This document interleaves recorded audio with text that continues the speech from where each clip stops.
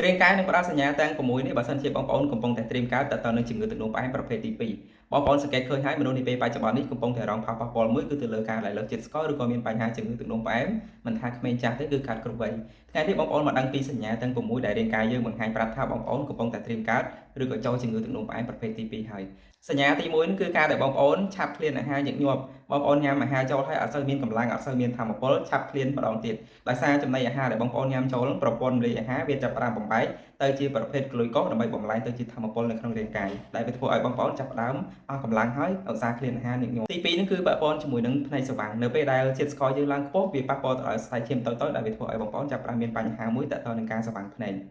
សញ្ញាទី3គឺការដែលបងប្អូនមានអាការៈមួយគឺឧស្សាហ៍ស្ពឹកដៃស្ពឹកជើងនៅពេលដែលជាតិស្ករនៅក្នុងរាងកាយបងប្អូនចាប់ផ្ដើមឡើងខ្ពស់